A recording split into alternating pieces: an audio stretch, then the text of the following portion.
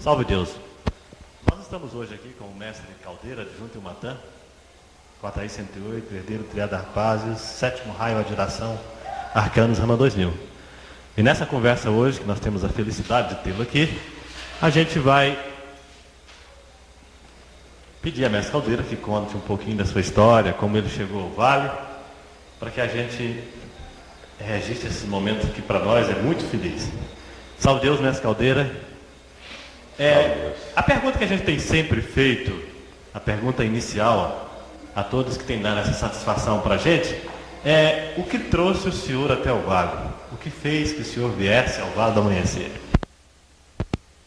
Olha, cada um que vem ao Vale tem uma história.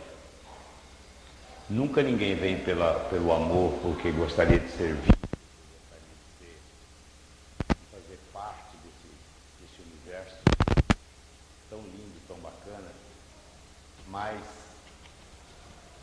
a minha história é um pouco diferente, é até interessante, de certa forma interessante.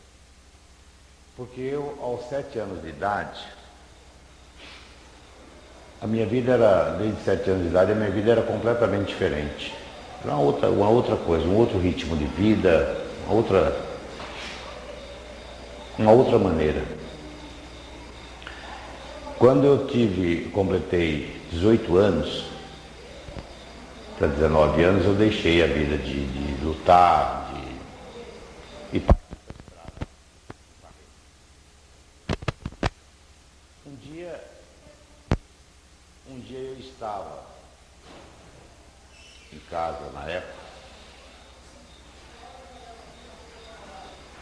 Naquela época eu morava no Guará.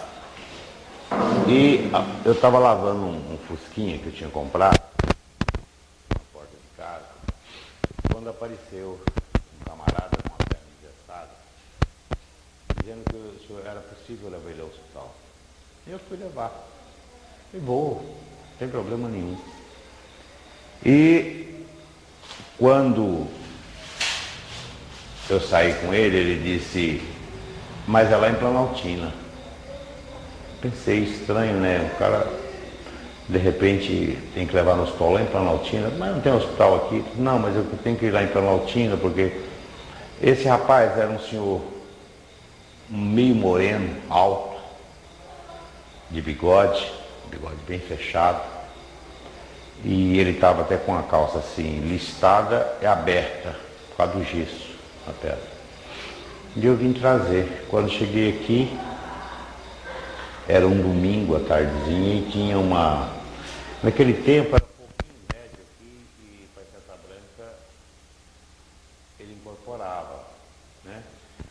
Não sei se ele incorporava sempre, eu sei que quando eu cheguei ele estava incorporado. Aí esse rapaz desceu do carro e uns 10 ficou por ali, eu fiquei esperando e esse rapaz não apareceu mais, saiu. Foi a última vez que eu vi esse rapaz. Aí chegou alguém e disse que estavam me chamando. Eu fui lá e conversei com o Pai Santa Branca incorporado a primeira vez na minha vida. E fiquei impressionado com aquilo, né? Eu nunca tinha noção de espiritualidade, a minha vida era completamente outra, era um outro ritmo de vida, era disputa de campeonato, de coisa, então era uma outra coisa. E depois a minha vida foi de estrada, para frente, eu não tinha nenhuma noção do que era um lado espiritual, um lado do céu, não tinha noção nenhuma, era completamente leigo no assunto, e o que é pior, ignorante mesmo. Para mim, prevalecia o que podia mais na época. E dali para frente, quando o Tia desincorporou, ela disse, olha, você precisa fazer parte dessa doutrina, você quer fazer parte dessa doutrina, desse corpo mediúnico? Eu falei, olha, eu vou pensar, porque é uma coisa que eu nunca vi, primeira vez na minha vida. Não era de ir em igreja, nada disso.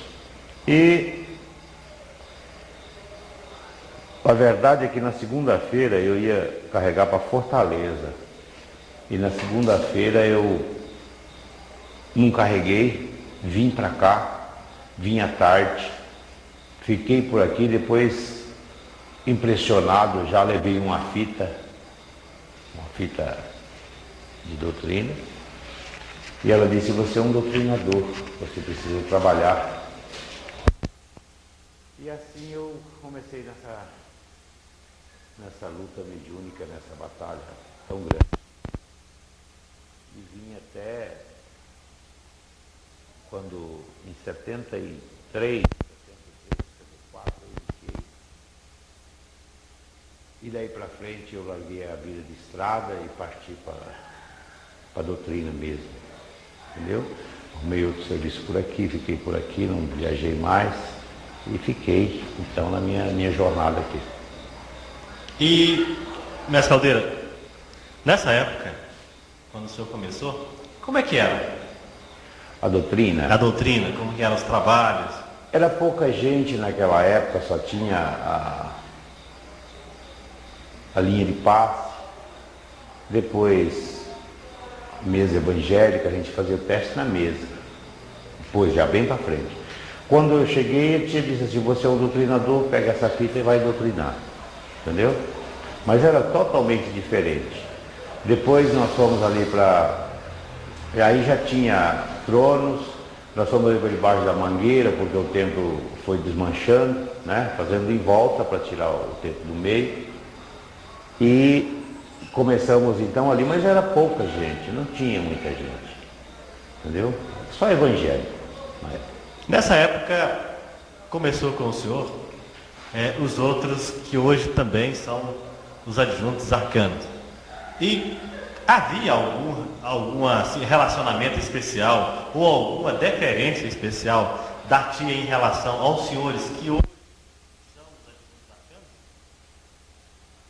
Não, eu acredito que não, sabe? Eu acredito o seguinte, no primeiro dia que eu cheguei aqui no Vale, o que eu entendi é que eu encontrei uma mãe, porque a mãe não é aquela que põe no mundo e dá o alimento, é aquela que ensina a caminhar, tá certo? Aquela que ensina com o coração, aquela que ensina você a moderar os seus pensamentos, você muda totalmente o roteiro da sua vida, você passa a ser realmente uma outra pessoa. Você passa a ver as coisas, você passa a deixar mais que as coisas aconteçam, entende?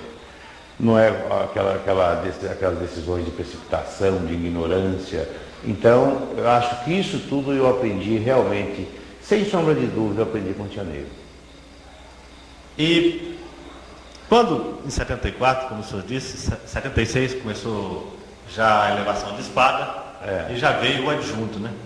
Em 78. Em 78 veio o adjunto. E quando o tia convidou o senhor para ser um adjunto, para formar um povo, o senhor poderia contar para a gente como foi? Quando nós começamos aquele negócio, quem vai ser adjunto, quem não é, ela disse que o Pai Santa Branca está escolhendo um grupo para ser adjunto, então começou a surgir aquelas conversas, ela conversava sempre na hora da janta ali na mesa, ela começava a falar, então foi se amadurecendo a ideia. Em 76, quando começou a Estrela, 1º de maio de 76, foi o primeiro ano, né? 1º de maio, foi o primeiro ano que nós fazemos a Estrela Candente. Então,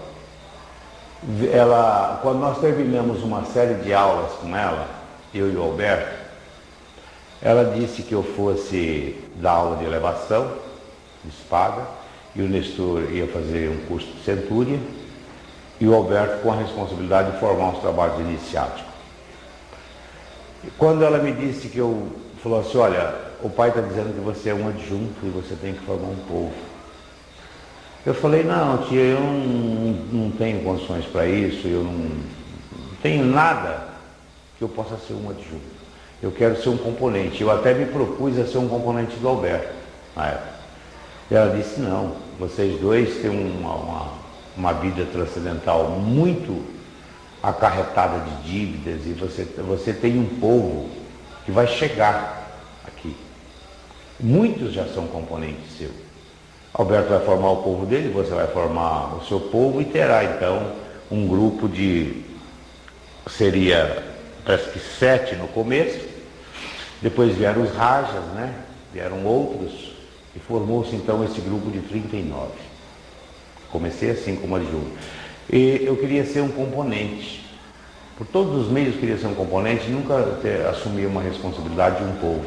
Porque eu me achava muito pequeno, muito... Eu não era uma pessoa assim, amadurecido na doutrina até então. Eu não me achava segurança para ter um povo, para conduzir um povo. Tá certo? Mas ela disse que Pai Seta Branca, ela estava dizendo o que Pai Seta Branca tinha dito. E não era por ela. Ela não ia escolher ninguém. Pai Seta Branca que estava escolhendo. E disse que eu teria que formar um povo e eu seria um adjunto. Eu achei até estranho, assim, fiquei um tempo, falei que depois daria a resposta para ela e tal, mas não teve jeito. Quando a gente vê, aqui as coisas acontecem tudo dessa maneira. Quando você vê, você está... Já é, né? É, exatamente. Você não pede para ser nada, né? E os primeiros trabalhos, a gente sabe que o senhor representa o primeiro cavaleiro da Lança Reino Central e Mestre Alberto também parece que representava o primeiro cavaleiro da Lança Reino Central. Fora desse aspecto, esse aspecto transcendental que o senhor disse entre Mestre Caldeira e Mestre Alberto, existe assim alguma coisa mais? Porque a gente, por exemplo, eu que cheguei em 84, que peguei o bonde já bastante adiantado, eu sempre tive a ideia do senhor e o Alberto como se fossem assim, dois irmãos de fato. E o que o senhor tem hoje, na verdade até a situação do senhor hoje aqui, eu vejo assim, para mim aqui, nessa filmagem que a gente está fazendo, o senhor também representa agora também Mestre Alberto, porque ele não está aqui para contar, e o senhor parece que foi um dos adjuntos que mais esteve. O Alberto, nós tivemos uma convivência muito grande juntos, porque quando ele veio para cá, ele era Janã, ele era médium de incorporação, incorporava uma entidade chamada Pai Bendito, incorporava, e naquela época não era fácil, quando ele incorporava na mesa, haja jeito para desincorporar ele, era uma luta. Depois um dia ele disse, olha, vamos fazer o seguinte, vamos fazer do Alberto um doutrinador. Porque ele com essa maneira de incorporar, é muito difícil, muito complicado, foram falar com ele e ele não aceitou de jeito nenhum. Teve que chamar ele e dizer, olha, você, como na doutrina, você vai ver como vai mudar, vai melhorar muito, você vai ver que a sua mediunidade vai aflorar e tal. Então ele, com muito custo, ele aceitou. Mas quando ele ia fazer a puxada na mesa, o espírito batia nele primeiro para depois pegar o aparelho. Então aquilo revoltava ele. Então foi uma luta muito grande. E nós trabalhamos sempre unidos, sempre lado a lado, porque... Então a tia foi contar. Quando eu queria ser componente dele, ela disse, não vai adiantar, porque vocês têm a mesma força. Tá certo?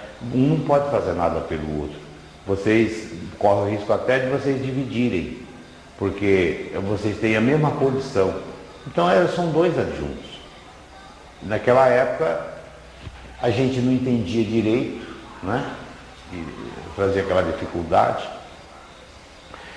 Aí ela contou que nós fomos irmãos gêmeos na Grécia, tivemos outra encarnação depois como capitães de tropa em Esparta, como irmãos também.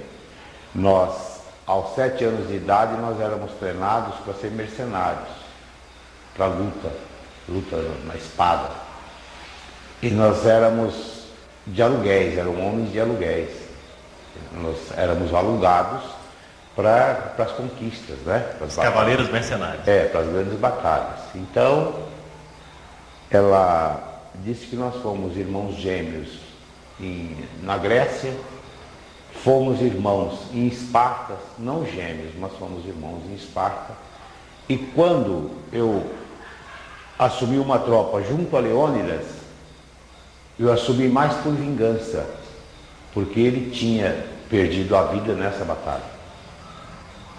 Entendeu?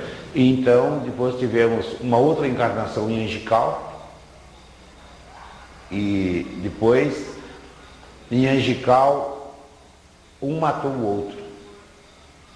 Em Angical, numa festa, numa noite onde havia reuniões e pessoas se divertindo, nós desentendemos e um matou o outro. Resquício dessa batalha de Esparta. pela minha vingança, tá certo? De Esparta. Então eu fiquei com uma dívida sobre ele. Depois de Egical viemos nos encontrar aqui, no Vale. Foi até uma coisa até interessante, porque nós trabalhávamos juntos na presidência e quando ele veio para cá, eu já o conhecia. Só que ele era do Campo Limpo, na época. E eu vim para o Vale, né? Depois, quando ele chegou aqui, foi uma festa imensa. Nós nos encontramos aqui e tal. E daí começamos juntos, sempre juntos. Nós não separávamos. Nada nos separávamos, né? E ficamos até quando ele resolveu, então, deixar a doutrina. Após a passagem de tia, eu e tia Lúcia, eu ainda fiz tudo, conversei com ele uma noite inteira na casa da tia Lúcia, aonde nós, até a espécie assim de um engano, tentando enganar ele, eu convidei ele para jantar na casa da tia Lúcia, e lá nós conversamos, ele, tia Lúcia e o Albuquerque, até mais ou menos umas 5 horas da manhã. Depois ele saiu e disse, não, eu vou viver a minha vida. E naquela época ele tinha aposentado e comprou uma casa lá em Vitória, vendeu a casa dele aqui, comprou uma casa em Vitória, foi para lá. E lá então ele foi viver realmente a vida dele. Ele não ia nem no templo lá. Entendeu? Até quando veio o desencarne dele, 1º de maio de 92, né? 92, quando estava fazendo a chamada dele aqui em cima, ele estava desencarnando lá em João Monevado, em Vitória, perto de Vitória.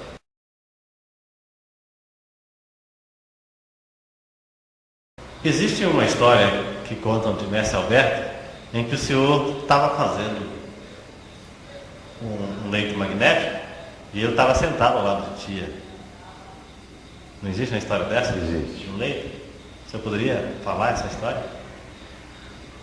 Olha, nós temos várias histórias no começo desse mestrado, nessa batalha doutrinária, nessa jornada imensa, porque nós dedicávamos mesmo. Eu me dedico até hoje, né? Essa que é a verdade. Nunca me afastei, sempre na luta. E nós temos várias passagens, eu e o Alberto. Temos o leito magnético, temos aqui da estrela sublimação, né? E nessa época a tia nos acompanhava. Ela dizia, vá fazer isso e ia ver. Ela ia para ver o efeito da energia, da força, como chegava, aquele comando, alguma coisa que tivesse errado, ela orientava, não é assim, olha, vamos fazer dessa outra maneira e tal. Inclusive aqueles 5 cavaleiros que tem no leito magnético, foi nós que colocamos. Entendeu? Temos muitas passagens. Muitas, várias. Eu deixaria até então para o senhor uma dessas passagens bonitas para a gente registrar. Do Alberto, nós temos várias. Vamos dizer assim, quando nós fomos fazer o Turigano, estava tudo pronto, nós ficamos 7 dias aqui de retiro na Casa Grande, com tia, e nós íamos para cá às 10 horas da manhã e voltávamos 3, 4 horas da madrugada, e talvez, às vezes não vinha nem no tempo. E ele então disse, vamos fazer o Turigano. Era num domingo, e porque naquela época, para fazer o Turigano, então estava tudo programado dentro da lei, a gente ia fazer o hunt, ia fazer a junção e a indução, porque seria a união e o fechamento do ciclo das forças no Turigano, né? Para que pudesse então ser dividido os sandais. Por exemplo, a indução seria lá no lugar dela, nos sandais, o leito magnético seria dentro do templo. Mas nós fizemos o leito magnético até na estrela pendente, né? Então no Turigano, quando estava tudo pronto, depois de tudo pronto, ele estava assim agitado, chegou para mim e disse assim, olha, eu vou fazer, nem que seja o último trabalho que eu faço aqui, mas nós vamos fazer. E tia ouviu, tia estava distante, e quando estava assim, naquele intervalo da chamada das ninfas, tia chamou ele e disse assim, olha, na hora ela não falou nada, ela não ouviu, ele achou que ela não ouviu porque ela estava distante, ela estava até no lado da via sagrada, né? Ali na entrada da chama da vida. E nós estávamos sentados lá no banco ali, embaixo dos cavaleiros, e ele falou, Cabra, nem que seja o último trabalho que eu faço aqui, mas nós vamos fazer esse brigando. E aí ele começou e tal, foi indo, fazendo as chamadas. Quando terminou, estava para terminar ali na chamada, tia veio, sentou perto dele, passou a mão na cabeça dele e disse assim, olha meu filho, não é o último que você vai fazer vários. Vocês têm compromisso desse trabalho. Tá certo? Aí ele falou, Cabra velho ouviu. Aí, entendeu? Aí baixou a cabeça e começou a chorar. Foi a primeira vez que eu vi ele chorar, nunca tinha visto ele chorar. Então essa foi uma das passagens mais emocionantes para mim. Entendeu? Foi um grande, talvez ali, uma grande prova, porque ele duvidava da clarividência da tia. Ele tinha algumas dúvidas sobre a clarividência dela. Inclusive ele teimava com ela. Ela dizia, não, meu filho não é assim, é assim. Ele dizia, não, mas eu não vou fazer isso. Ou dessa maneira como a gente vai fazer, vai ficar melhor. Ele teimava muito. Quer dizer, ele não ia muito pela clarividência da tia. Certo? E ele tinha uma maneira de dizer assim, não, a mãezona, a gente não sabe quando ela está usando a clarividência. Né? Então ele duvidava. E esse dia ele chorou exatamente pela grande prova que ele ouviu. Porque, como ele falou, não tinha como ela ouvir. Entendeu? Isso foi uma coisa que me marcou muito. Talvez para mim, também até para mim e para ele, né? Essa prova do poder da clarividência da tia. Tudo ela estava trazendo do céu naquele instante, 1000 mensagens, 1000, tá certo, dentro daquele trabalho. Forças de toda espécie, era uma junção de força, né? Você imagina que tinha o Rand, tinha junção, tinha indução, tinha ali dentro do Durican. Então foi uma grande prova. Essa foi uma das passagens que mais me emocionou e mais me marcou até hoje, exatamente por isso. Por eu ouvir ele chorar, porque o Alberto eu levava tudo na brincadeira, né? Na gozação, ele nunca, no aniversário dele a gente ia fazer surpresa para ele e tal, ele não sabia realmente, mas ele nunca derramou uma lágrima, e nesse dia ele chorou, tá certo? Foi uma das coisas que mais me marcou, na realidade. E alguém disse para fazer uma pergunta para o senhor falasse sobre o povo e o Matã. O povo e o Matã, eu posso te afirmar, e afirmo em nome de nosso Senhor Jesus Cristo, e do grande Espírito de Deus, nosso Pai Santa Branca. Talvez tenha sido para mim a minha encarnação. Esse povo já valeu a minha encarnação aqui na Terra. É um povo porque eu lhe digo em nome de nosso Senhor Jesus Cristo, é um povo por quem eu dou a vida, se precisar. Eu adoro esse povo, eu tenho um carinho muito grande por todos, tá certo? São meus filhos, são meus irmãos, são meus companheiros de jornada, são meus amigos. Então, a alegria que esse povo me dá, não existe nada que pague isso, não existe nada que seja mais importante do que isso. Inclusive, eu vivo à mercê desse povo, tá certo? Sacrifiquei até a minha vida, sei lá, tudo tem um cargo, um destino, cargo, um desenrolar, né, na vida da gente, mas eu acredito que a causa principal até de eu estar aqui seja esse povo, tá certo? Por quem eu tenho toda a adoração do mundo e hoje eu não mando em mim, eles é que mandam em mim hoje, tá certo? Às vezes eu programo, vamos sair para um determinado lugar, vamos fazer isso, vamos fazer aquilo, e chega um com um problema, a gente já desmancha aquele plano, já vai cuidar daquele, dali já vai para um trabalho. É assim. A minha vida é essa. Tá certo? Tudo pelo amor. Então eu acho que muitos amigos, muitos mestres dizem assim, porque esse povo, os cobradores e tal. Não, eu nunca vi nenhum mestre meu como cobrador. Pelo contrário. Se tem alguém para cobrar, talvez seja eu deles. Talvez eu seja até cobrador deles. Mas talvez seja outra coisa que está muito clara na parábola de Jesus da outra face.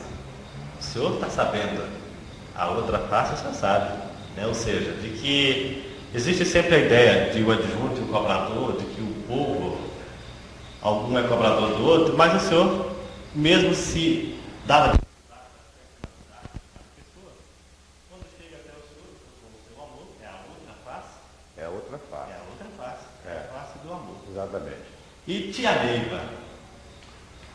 Tia Neiva, é difícil a gente falar sobre tia, né? Porque a mãe, a amiga, a companheira, eu convivi na Barra da Saia da Tia 14 anos.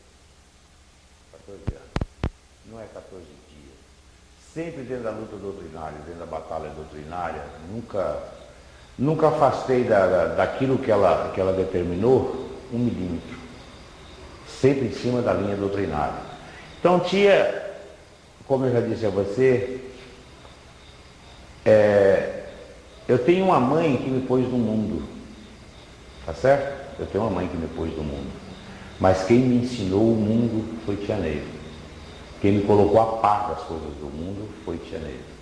Então foi quem me ensinou a caminhar, foi quem me ensinou a dar os primeiros passos, inclusive fazendo com que eu chegasse a Deus Pai Todo-Poderoso, tá certo? Voltando a minha mente para o mundo espiritual, o mundo superior, que até então eu não conhecia. Eu conhecia só o mundo da Terra, só a aura da Terra, o que nós vemos aqui, os contatos físicos, no plano físico. Então, ela foi que me mudou e me moldou totalmente. Porque eu tenho certeza absoluta, se eu não tivesse encontrado tia Neiva, não tivesse essa corrente, eu estaria hoje ou atrás das grades de uma prisão ou embaixo da terra. Tá certo? Porque eu nunca encontrei na minha vida uma palavra medo. Nunca conhecia a palavra medo.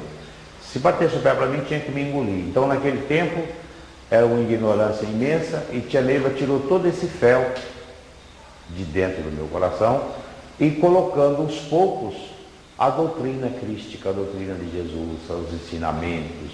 Muitas coisas eu não aceitava do que ela dizia, depois eu fui aceitando, fui entendendo, fui vendo que não era daquela maneira, era para um outro lado, né? E ela, com aquele carinho, aquele amor imenso, ela me levou a um mundo superior. Graças a Deus. E eu agradeço a Deus 1000 vezes. Se tivesse que fazer tudo de novo, eu faria tudo de novo. Entendeu? E eu tenho certeza que ela nunca nos deixou. Tia nunca nos deixou. Ela para mim, ela é um pedaço da minha vida. Posso dizer isso, com toda certeza. É a razão da minha estada nessa doutrina, da minha caminhada aos planos espirituais, da minha mudança ao lado doutrinário. Sei lá, é o tudo da minha vida. Realmente é. Falando em tia Neiva, eu vou mostrar para o senhor uma imagem de tia. A gente vai tentar aqui com os nossos poucos recursos. Eu vou mostrar para o senhor uma imagem de tia, depois que eu mostrar, eu volto ao senhor de novo para ver a sua opinião sobre o que ela vai dizer. Sucessor, uma tia Neiva, uma outra. Sabe por quê? Porque todos os doutrinadores pode ser uma tia Neiva. Tá vendo? Desde que ele tem amor do coração, muito amor mesmo. Eu comecei a minha clarividência com 34 anos, mas foi com muito amor, porque eu vi uma pessoa que eu falava uma coisa, não acontecia, se eu deixava de falar, acontecia. Então eu comecei a ver pela minha mediunidade, os fenômenos que eu percebia. E esses fenômenos cada dia são mais, sabe? As pessoas estão falando no nome da sua filha, Carmen Lúcia. A senhora confirma isso? Não. E nem queria para ela. Isso aí são vários doutrinadores. Eu vi vários doutrinadores. Fiz a mensagem, não existia. Hoje existe. seja ele, da sua mãe em vista do doutrinador. Está entendendo? O vale vai continuar. Vai continuar, se Deus quiser. Tia Neiva, ela veio realmente para anunciar o doutrinador. Com muito carinho, com muito amor, tendo uma acervo de amor muito grande. Tia Lúcia, ela é a imagem viva de Tia Neiva. Sem sombra de dúvida, ela é a imagem viva de Tia, entendeu?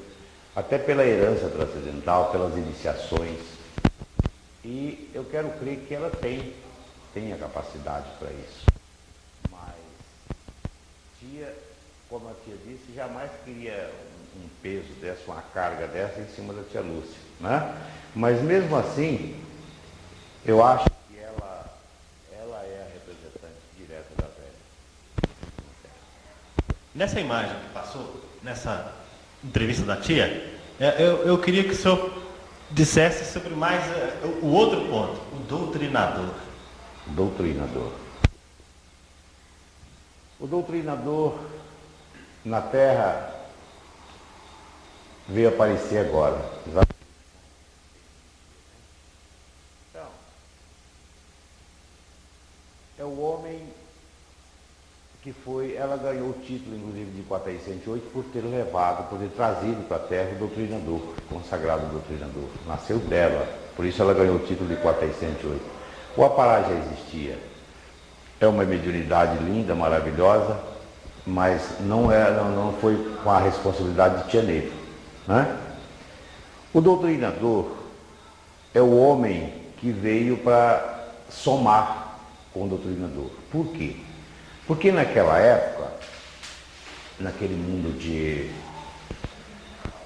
Quando foi criado o médio de incorporação na Terra, a Nossa Senhora da Conceição incorporou numa senzala para acabar com uma epidemia, né? Não para acabar, ela via tantas pessoas morrerem, tanta desarmonia, né? Que ela procurou um meio da senzala, incorporou, ela recebeu uma força-luz e ela ganhou o título de Nossa Senhora Apará por ter trazido a incorporação para a Terra.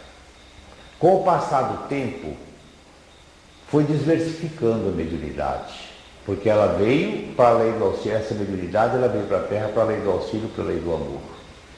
Com o decorrer do tempo,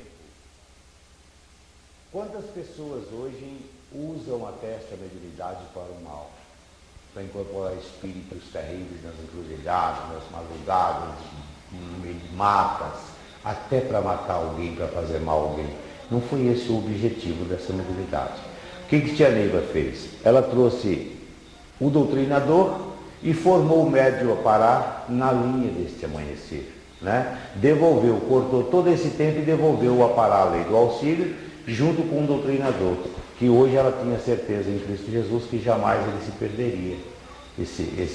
Essa mediunidade jamais se modificaria, tá certo? Seguiria então a linha de Deus Pai Todo-Poderoso. Por isso ela ganhou também o direito de iniciar o médium de incorporação junto com o doutrinador. É o homem, hoje na nossa corrente, desde quando foi criado o doutrinador, foi esse o objetivo, foi somar junto com o médium de incorporação, para que não houvesse então a doutrina distorcida, tá certo?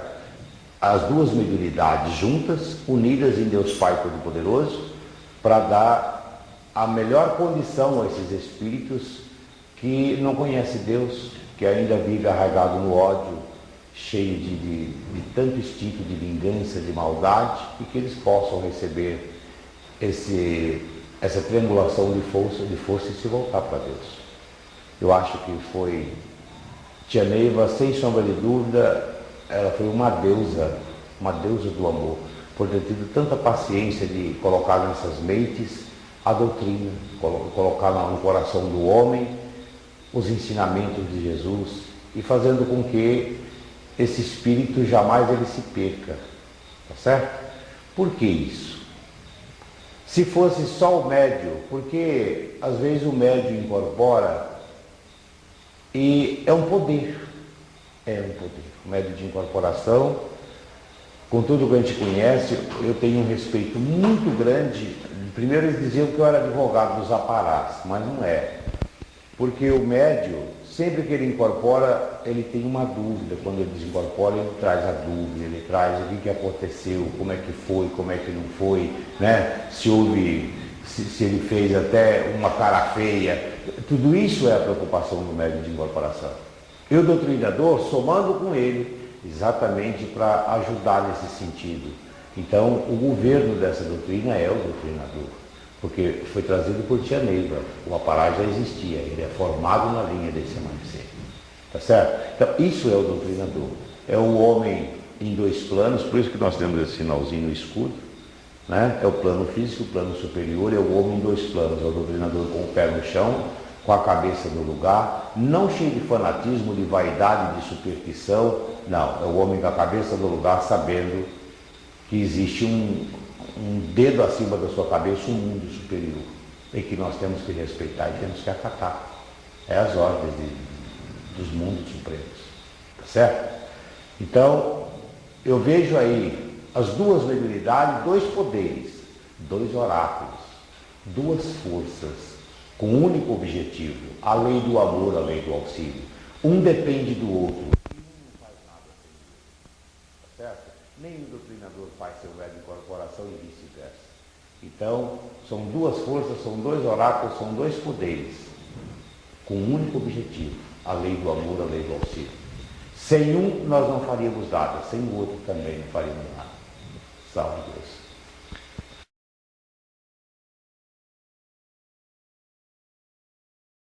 Bom, a gente sabe que o senhor é uma pessoa que trabalha assim, na linha do adjunto, dentro dos trabalhos iniciáticos. O senhor tem uma vivência e uma maneira muito fácil e muito bonita de traduzir esses trabalhos e fazer com que a gente compreenda e entenda essa visão espiritual dos trabalhos, dada a sua facilidade do doutrinador, do cientista, né? A tia fala, né? O doutrinador é um cientista, é um perfeito cientista. Então, existe um trabalho que o senhor gosta muito, que é a Estrela Candente. E, então, assim, nós gostaríamos que o senhor, para a gente, é sempre bom a gente ouvir falar, principalmente para alguém que tem esse carinho, esse amor tão grande pela estrela, do senhor. Assim, nessas pinceladas tão bonitas que o senhor está falando para a gente a respeito da estrela, a parte espiritual da estrela. A estrela é um poder que nós temos nessa corrente indiana do espaço. A estrela candente, ela não veio para atender os chegantes, essas pessoas que vêm, que têm a condição de vir tomar o seu passe, e ir lá, até como visitante, né? Para ele está visitando. A estrela candente é mais assim a nível de universo, tá certo? É mais a nível de universo, porque são 7 caçambas de força, é um poder infinito, é algo que ninguém nunca viu na Terra, tá certo? Tia Neiva se comprometeu diante dos planos espirituais, com o grande Silvio de Deus, nosso Pai Seta Branca, esse compromisso de horários. Por isso que ela alcançou os mundos superiores pelo horário, ela foi rigorosamente sempre nos horários. Desde quando ela recebeu a corrente mestra de Boiante, ela nunca deixou abrir 10h10, 10h05, 10h30, 10 horas. A estrela candente, 12h30, 14h30 e 18h30, nos dias que não tem trabalho oficial. Então, ela alcançou os mundos superiores pelo cumprimento dos horários e a confiança que eles foram depositando nela. De conformidade que eles foram depositando a grande confiança nela, ela foi alcançando os mundos superiores. E foi trazendo chaves, e foi trazendo forças, e foi nos dando uma condição de sermos elevados ao mais alto nível iniciático deste amanhecer. A estrela candente, ela é algo que ninguém nunca viu na Terra, nunca existiu na Terra. Um mestrado, uma estrela candente, nunca existiu. Nós estamos dentro de algo supremo, tá certo? Nós somos diferentes dos outros, das pessoas comuns, porque nós temos um poder iniciático. É só você colocar isso dentro do seu coração, voltar para dentro de você, voltar para você mesmo E você vai alcançar esses poderes. Porque, veja bem, nós temos ali 7 caçambas de força que atuam sobre a estrela candente. É um poder infinito. Aqueles espíritos que vão ali são espíritos dos vales negros, são espíritos que estão fora até de condições reencarnatórias, né? Porque se você observar, todo o nosso trabalho gira em torno do espírito sofredor. Ele gira em torno do espírito sofredor e o espírito encarnado que poderia se tornar um sofredor, cheio de mágoas, de ódio, de frustração, de sentimentos, né? Até por vidas mal distribuídas, sei lá, por um motivo ou por outro.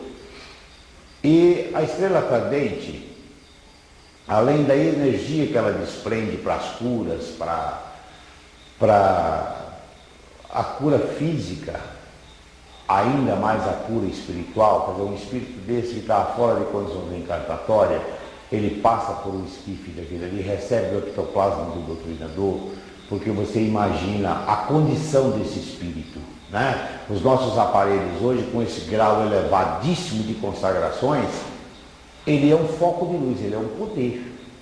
Ainda não tem condições de incorporar um espírito desse, quer dizer, ele poderia ficar obsediado para sempre, ou poderia causar até um trauma na pessoa, nesse médio.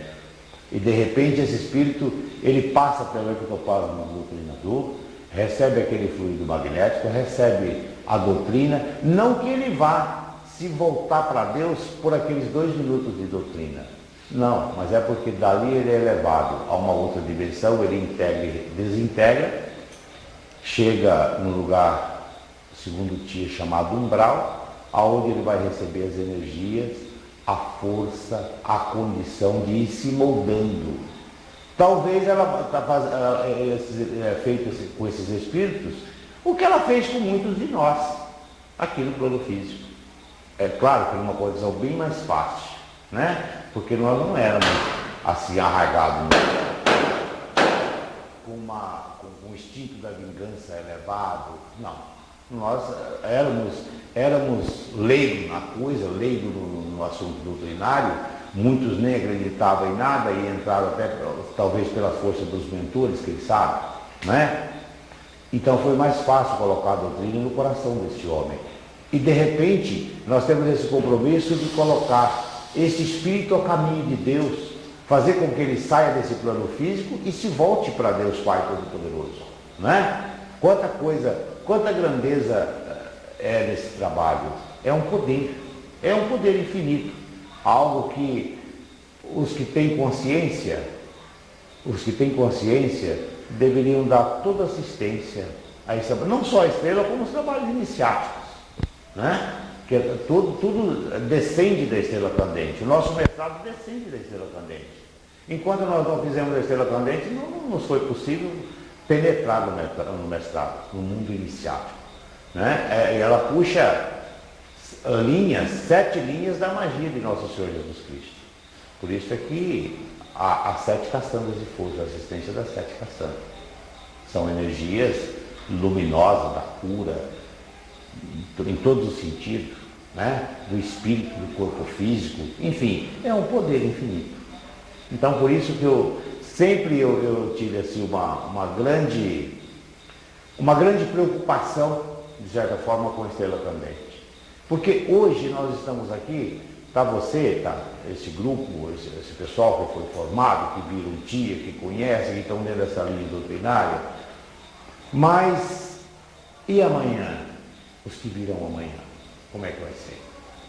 Será que eles têm essa consciência? Tá certo? Será que eles tiveram esses ensinamentos com toda a perfeição possível? Será que foi colocado o amor? Será que eles têm consciência de ser colocado o amor realmente dentro do coração? Porque tudo é pelo amor. Se não for, não adianta.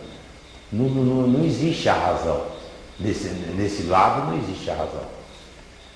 Então, é uma das grandes preocupações nossas e que todos os mestres mais veteranos devem ter com a estrela candente, até o grande Janatan, deve ter essa preocupação de passar para os novos o poder da estrela candente, para que continue com todo o respeito e dando todo o valor merecido àquele trabalho que é, realmente um poder.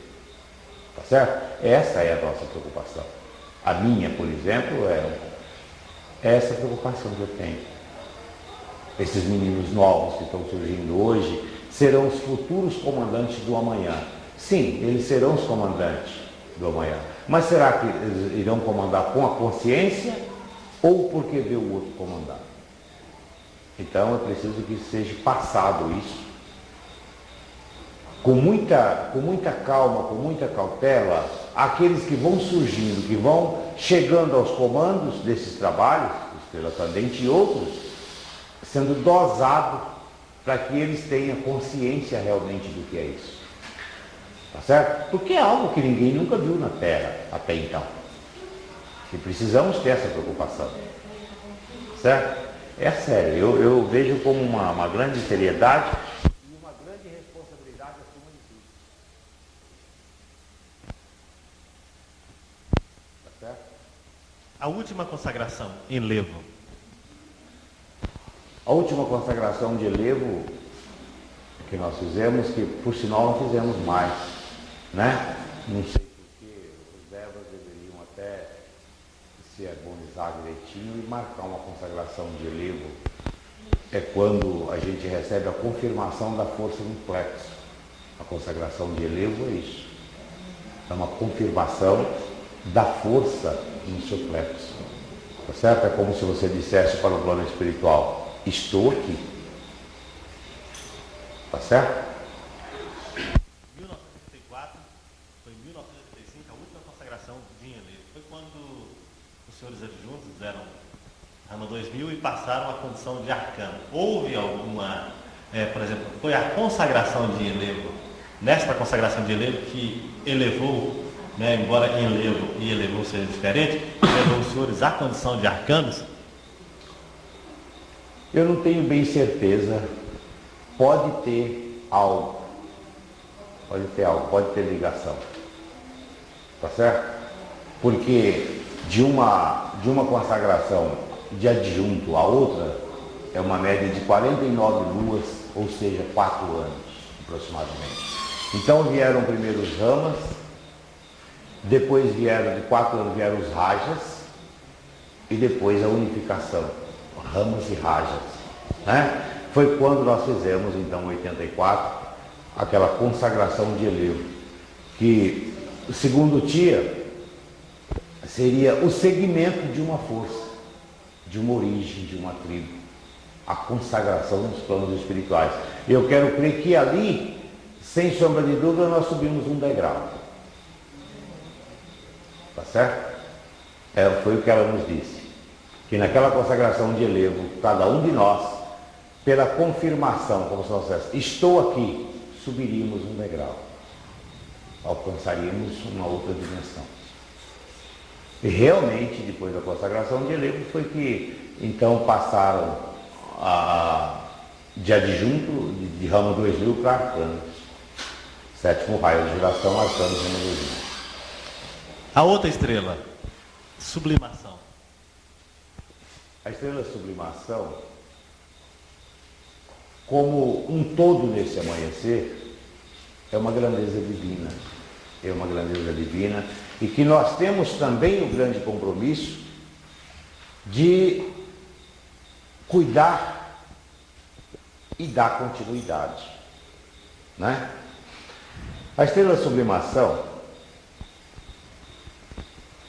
é um confronto de duas raízes, dois poderes, o poder de Olorum e de Obatalá.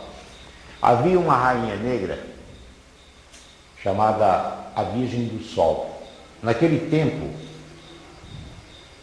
as pessoas que se apresentassem como missionários eram perseguidos. Eram perseguidos e às vezes eram levados até a forca, levados à morte. E tinha uma rainha, era uma rainha negra, e ela, por esta missão, ela foi jogada num poço de ponta cabeça. E aquela vibração dela, aquela angústia, aquela vibração, aquele magnético desprendido,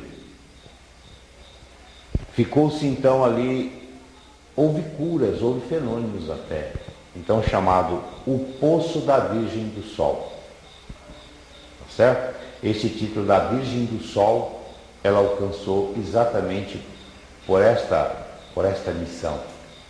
Ela morreu como missionária. Então, quando nós fizemos a estrela sublimação, o lado físico, a parte física pronta, feita, e ela ficou 8 meses parada, sem funcionar. E um dia eu e o Alberto vinha vindo, entra o Alberto novamente na história. Eu e o Alberto vinha chegando a estrela candente, nós tínhamos feito um escalado, e chegamos ali na entrada da casa grande, numa escadinha que tem, tia estava sentada e nós notamos que ela tinha chorado. Perguntamos para ela o que tinha havido e tal, e ela disse que estava muito envergonhada porque a Virgem do Sol chegou para ela e perguntou se ela não necessitaria da força dela, que ela então recolheria.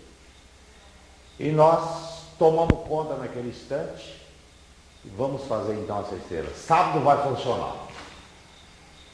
Ela disse, graças a Deus, meu filho, graças a Deus. E ela foi então fazer a lei. Nós viemos para fazer a lei, fizemos a lei com uma... É um dos poucos poderes até então na Terra. Esses dois oráculos, o oráculo de Obatalá tem o poder das chaves do doutrinador, tá certo? E o oráculo de Olorum, o transcendente da experiência, da energia. Do transcendente, a experiência do transcendente. É um mundo. Tá certo? Ao confronto dos dois oráculos. Então, é puxado essa energia do transcendente. Para que ela se limpe, para que torne-se cristalina, funciona-se a mesa evangélica. São duas energias aqui assim, ó. Elas vão se cruzarem. Mas para que elas se cruzem é preciso que esse meio seja limpado. Tá certo? A incorporação na mesa evangélica. Veja o lado importante, que é dito o seguinte.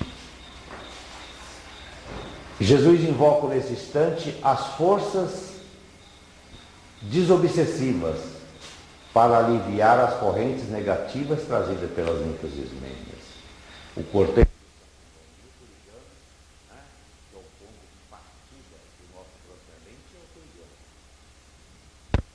puxa ali pelas correntes, o Santo Nono conduz a estrela candente, ela passa pela mesa, se limpa, torna-se cristalina, ela é manipulada e é o confronto dos dois oráculos. Se juntam as duas forças.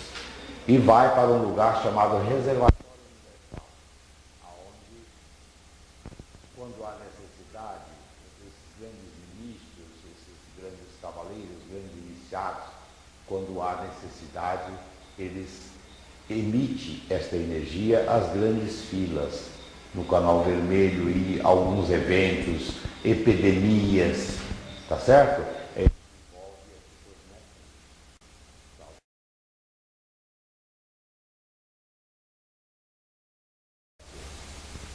Mestre Caldeira, nessas explicações do senhor, veio uma pergunta até interessante.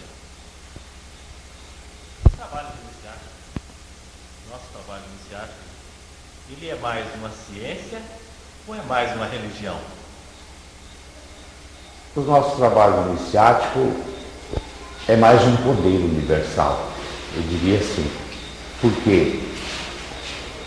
Vamos dar um exemplo. Se você vai bater uma carta, vamos dizer assim, você pega uma máquina, vai bater ali de uma por uma, né? Letra por letra. E de repente vou dar uma comparação, estou dando uma comparação aqui no físico, salve Deus, né? Você digita no computador e roda 1000 cópias em 30 minutos, vamos dizer assim, não é isso? Então seria você bater na maquininha o evangélico, e seria você rodar no computador 1000 cópias em 10 minutos, sei lá, seria o iniciático. Você vai ali numa mesa evangélica para passar um espírito, né? Passa um espírito cada vez ali, a doutrina, a incorporação. Num trabalho iniciático desse, às vezes passa 10, 20, 30, sei lá, 100 falanges de espíritos. E a energia desprendida naquele instante reveste talvez até um universo. Certo? Mas o que eu perguntei, assim, não sei se você conseguiu expressar direito, por exemplo, tudo isso que o senhor nos escreveu, no trabalho da estrela, principalmente a sublimação, que o senhor escreveu tão bonito, é uma ciência, assim, uma manipulação dentro de uma ciência crística. Sim, não tenha dúvida disso. É uma ciência crística, etérica, né? É a linha da magia de Nosso Senhor Jesus Cristo. O que é a linha da magia de Nosso Senhor Jesus Cristo? São os trabalhos feitos dentro de uma consciência, dentro de um acervo de amor e a especialidade da pessoa para fazer. Tá certo? É preciso que você tenha uma iniciação, é preciso que você tenha uma elevação, é preciso que você tenha uma consagrações, é preciso que você tenha o plexo vinhado, para que você esteja conivente com na condição de receber essa energia e emitir essa energia. Então tudo é um movimento de forças incríveis. Não é como um médico que entra hoje na corrente e de repente ele... Não. Entendeu? É preciso que seja médio realmente. O que fala naquela abertura ali no Turigano? Só quem poderá realizar esse trabalho é quem tem, em outras palavras, é quem tem as consagrações deste amanhecer. Tá certo? Por quê? Porque são pessoas médias que têm a força em condições de emitir, de receber e emitir. É uma ciência etérica. Tá certo? Dentro de uma contagem crística, dentro de uma contagem precisa, tem que ser exato e preciso. Numa mesa você põe 7 médios, 9, 11, 15, desde que seja um número ímpar, graças a Deus, não tem problema. Uma linha de passe você abre a qualquer hora, realiza ali, a pessoa toma um passe, vai para suas casas, seu caminho. O trabalho iniciático é diferente, tem que ser exato e preciso. Ou é ou não é. Porque é a linha de Jesus, é a magia de Nosso Senhor Jesus Cristo, vamos dizer assim. Nós penetramos, Vilmar, num mundo muito alto. Nós estamos acima até da nossa capacidade de entendimento. Nós estamos num mundo muito alto. O poder é imenso. Eu acho que esses conflitos, inclusive, que existem de um médico com outro, essa desarmonia, eu acho que seja até esta força, o poder desta força, e o médico não tem consciência. Entendeu? Eu não estou dizendo que seja isso, estou dizendo que possa ser por isso. Entendeu? É preciso ter muita consciência desse trabalho, do que nós somos hoje, do que nós podemos fazer. Nós podemos fazer muita coisa ao mesmo tempo. Entendeu? Porque nós temos a linha da magia de Nosso Senhor Jesus Cristo. Isso ninguém nunca fez na Terra, isso só é possível com uma clarividente, que conhece as linhas de força, o caminho do céu. Senão, não é possível. Você vê qual é o maior cientista da Terra hoje? O maior cientista que existe na Terra, ele não tem a capacidade de fazer emissão. Uma emissão de um ser humano para chegar a Deus Pai Todo-Poderoso. Ser ouvido do outro lado do nêutron. Entendeu? E nós fazemos isso com uma simplicidade incrível. Nós não damos, eu acredito que nós realmente não damos o valor merecido a esse poder iniciático. Nós estamos tão acostumados com a coisa que para nós é assim uma rotina. É uma rotina normal, uma coisa normal. Entendeu? É algo assim que nós precisamos abrir um pouco a mente e ter uma consciência maior do que é isso. Ministro Ilmatan. Gostaríamos que o senhor falasse sobre o ministro Ilmatan. Ministro Ilmatan, eu acredito, como todos os ministros, esse poder desses ministros, eles já tiveram, eles são capelinos, e eles já tiveram conosco na Terra. Naquela época que nós tínhamos o poder que transformávamos água em pedra, né? E fazíamos até chover, né? Você vibrava, você mentalizava e aquilo acontecia. Tomo X. Nós como X, né? E quando eles vieram na Terra, eles cumpriram a missão deles. Vou dar um exemplo muito simples. Hoje, digamos, quantas mil pessoas existem nesse país? Quantos médios consagrados aqui nós temos? Né? É uma parte muito mínima, é algo muito mínimo, muito pequeno, na verdade. E eles vieram, não cometeram dívidas, cumpriram a missão deles e retornaram para a capela. Mas eles estiveram conosco, eles têm uma ligação conosco, é por isso que é dividido em tribos, é dividido vamos dizer assim, é dividido em origens. As origens mais evoluídas, menos evoluídas e daí por diante. Mas eles estão lutando incessantemente com esses cavaleiros, com essas vidas missionárias, com esse povo do céu, para que nós, fazendo com que nós cumprimos esta missão e retornamos, quem sabe, para chegar até a capela um dia, aonde eles estão. É a maior missão deles na Terra, junto com a tia Neila, né? Então eles vieram, e quando nós alcançamos o poder iniciático, eles vieram de encontro a nós, porque até então não era possível eles chegarem até nós.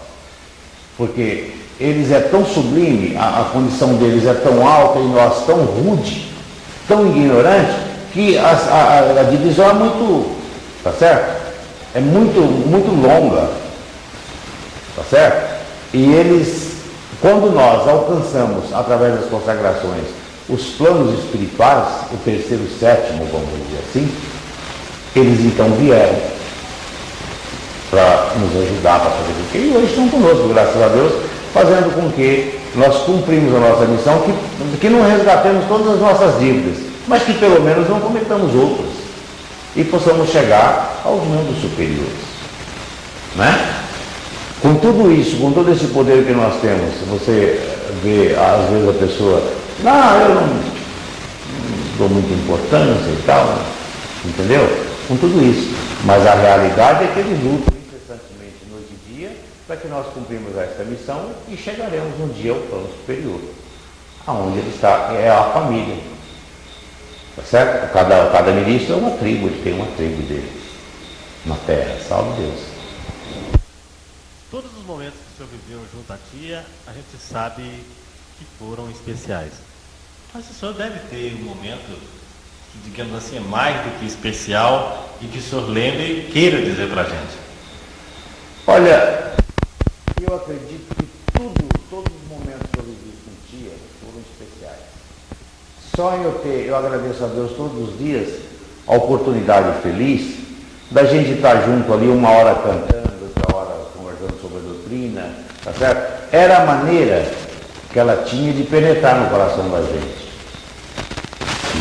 Pela evidência dela, pela maneira dela ser, eu acho que era o meio mais viável que ela tinha de penetrar no coração da gente.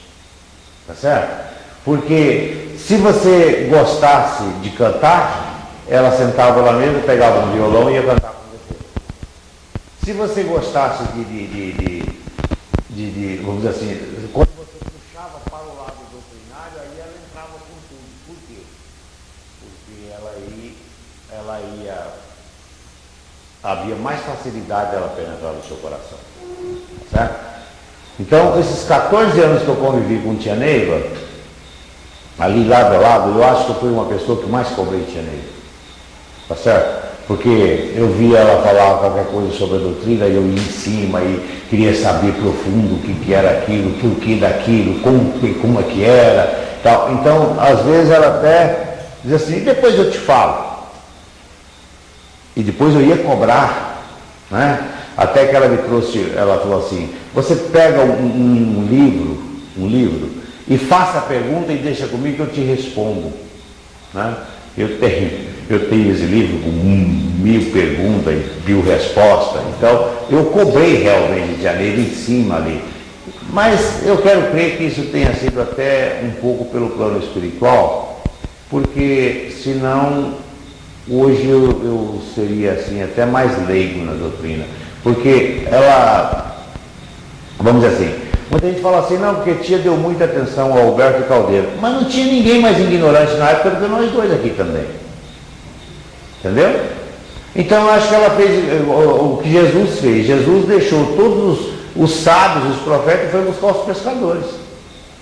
Né? Tia Neiva deixou tantos homens formados que se fossem adjuntos teriam formado um povo enorme. Aí tudo, não. Foi buscar um Caldeiro e um Alberto, dois animais. Tá certo? E colocou a doutrina no coração desses homens e colocou esses homens na doutrina, para trabalhar doutrinariamente. Eu acho que foi isso, certo? Agora, quanto ao lado especial, acho que todos os momentos que eu vivi com tia foram especiais. Para mim foram especiais, tá certo?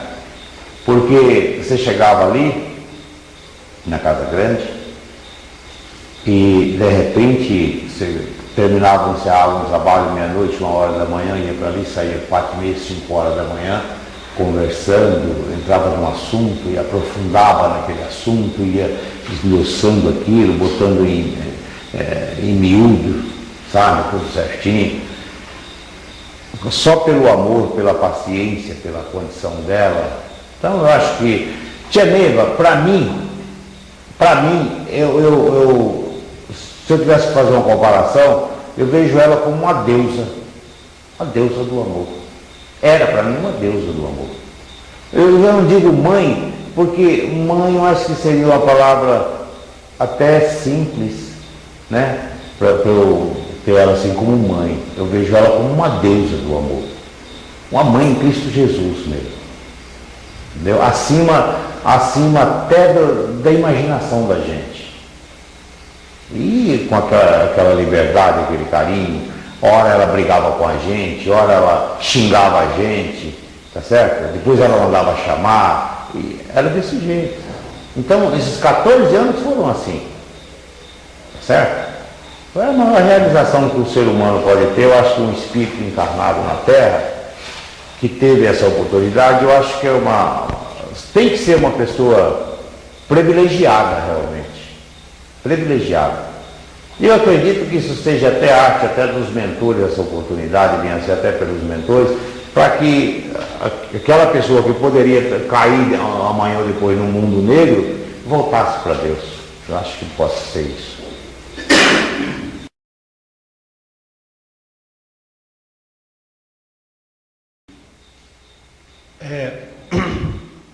O seu povo, o povo de Umatã,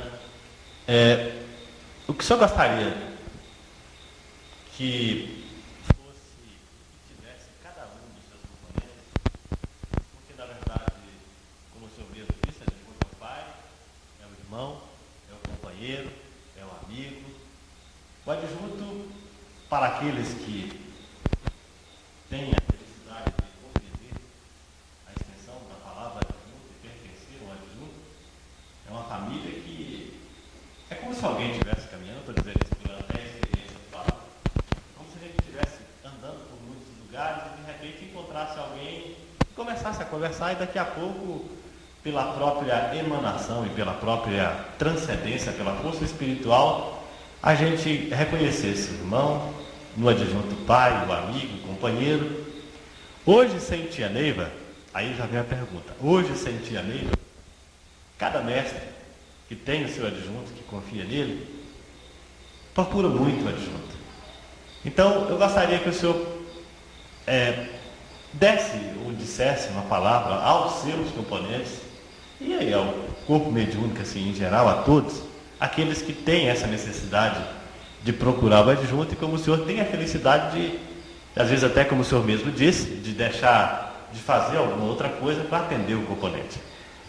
O meu povo, o meu pessoal, eu não tenho dia nem hora. Eles sabem, todos eles sabem onde me encontrar. Eu estou em casa todos os dias da semana, não existe sábado, domingo, feriado, dia santo, 24 horas. Né? E você sabe que o meu maior desejo é de ver esse povo unido em Cristo Jesus. Unido mesmo, sabe? Sem as mágoas, sem os ressentimentos, porque isso não nos leva a nada. Nós estamos aqui numa passagem, vamos dizer assim, como uma escola do caminho.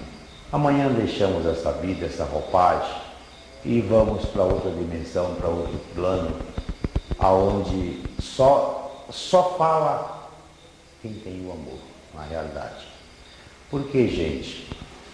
Nós temos que conscientizar porque as pessoas sofrem, porque as angústias, porque o desespero, porque os conflitos, se tudo é passageiro, nada é fixo aqui nesse plano físico, né? As coisas boas são passageiras, as coisas ruins são passageiras, tudo que tem um começo tem um fim. Só é eterno quando deixarmos essa roupagem e alcançarmos outras dimensões, outros planos. Então não vale a pena. Então o que eu peço, o que eu gostaria de dizer a esse povo, não só nos meus componentes, mas ao corpo mediúnico, vamos dizer assim, desse amanhecer, a esse terceiro sétimo, esse poder infinito, né? Que antes de você dar uma resposta ao seu irmão, pare e pense. Veja se vale a pena você magoar alguém, você ferir alguém, você maltratar alguém, a troco de quê? De quê? Para satisfazer o seu ego? Eu acho que não. Então o que nós temos que fazer é o seguinte, nos unir, porque estamos dentro de uma coisa chamada corrente. E corrente ela é formada de elos. Só é possível se nós dermos as mãos como irmãos novamente, para que possamos tocar esse grande compromisso que nós temos. Hoje nós não temos tia conosco, mas temos o compromisso doutrinário, o compromisso da doutrina, e nós temos que tocar esse barco da melhor maneira possível. Porque seria difícil se não conhecêssemos as linhas doutrinárias, mas conhecemos, então está tudo fácil. Qual é a dificuldade? Você sente dificuldade em se unir com seu irmão? Então, você está errado nessa doutrina, tá certo? Só é possível se nós nos unirmos, juntarmos as nossas cabeças, juntarmos as nossas mentes.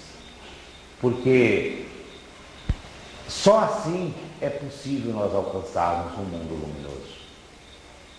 Cheio de dívidas como nós somos, um transcendente pesadíssimo, muitas mil bobagens nós já fizemos. Hoje não. Hoje nós temos um plexo iniciático, temos as linhas de Deus Pai Todo-Poderoso, temos uma doutrina que milhares de pessoas dariam tudo para fazer parte, até pela força do karma não é possível. Então é esse o nosso grande compromisso, e temos que unir em Cristo Jesus. Não importa que seja só o povo do adjunto, os componentes, mas sim de um modo geral, neste amanhecer. Para que não deixamos uma margem das correntes pesadas, né? Que não sejamos atraídos por espíritos dos mundos da incompreensão, não deixamos esse espaço. Nós temos que ocupar esse espaço, e esse espaço é ocupado como? Pelo amor, pelo coração. Salve Deus. A gente sempre ouve falar mestre Caldeira, mas e o nome do senhor? Completa. A gente sempre ouve falar mestre Caldeira, mas aí uma pergunta interessante, como é o nome do senhor completo? Meu nome é Nelson Barbosa Caldeira. Salve Deus. Bom, mestre Caldeiras, eu não tenho palavras para agradecer o senhor por essa oportunidade para contar a vida do senhor. Nós estamos tentando contar aí, o senhor contando como o senhor veio para cá, e na verdade recebeu por aí, está registrado, graças a Deus, muitas informações sobre o nosso trabalho, sobre o nosso conhecer. E fica aí o senhor, as suas palavras, se o senhor desejar encerrar. Eu só tenho a agradecer. Eu acho que esse documentário é muito bom, porque, veja bem, quantas coisas nós poderíamos ter feito naquela época com tia e deixamos de fazer, tá certo? Muitos ensinamentos bons, ensinamentos que ela fazia as madrugadas com a gente, né? Experiências incríveis que a gente passou. Então, muita coisa naquela época nós deixamos passar. Tem uma gravação assim, tem vamos dizer,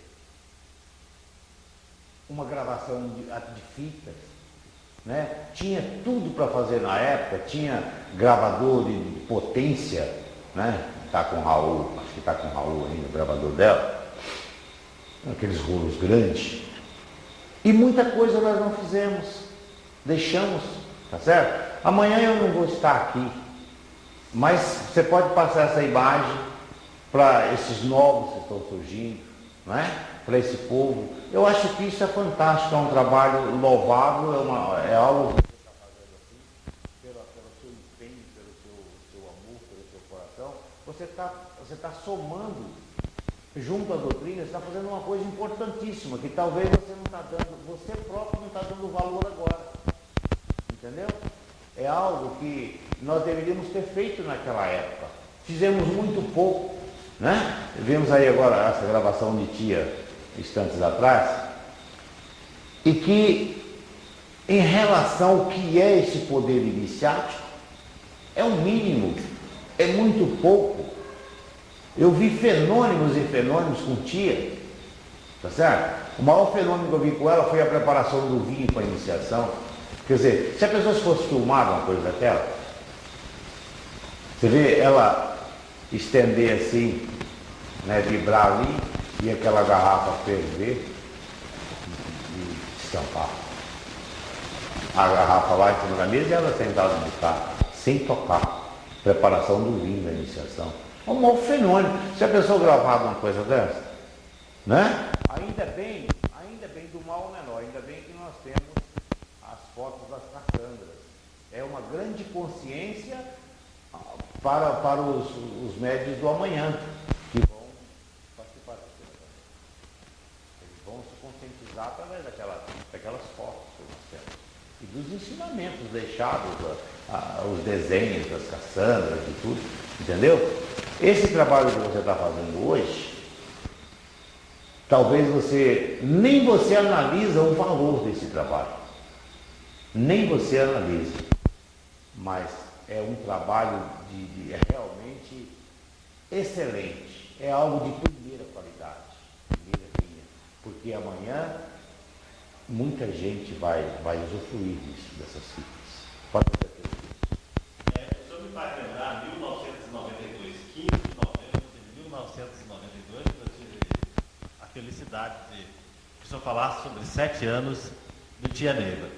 Eu falo um pouco do que é a velocidade do senhor, mas hoje nós temos gravado, graças a Deus, pelo lado está gravado tudo bem, mas junto lá a rua e o médico de lá. Naquele dia 15 de novembro de 1992, quando fazia 7 anos que o Tia partiu, eles falaram sobre 7 anos do Tia. Você imagina, o Marabô já se foi, mas tem ele gravado na fita, não tem? Então veja bem, assim como foi Tia, foi o Marabô, amanhã vai o Caldeira, depois já foi o Alberto, o Capuchinho e outros, né? Até chegar ao Oxtrino, sei lá, né? E de repente a doutrina continua até através da imagem, tá certo? Até através da imagem. É muito importante isso, esse trabalho. É louvável isso.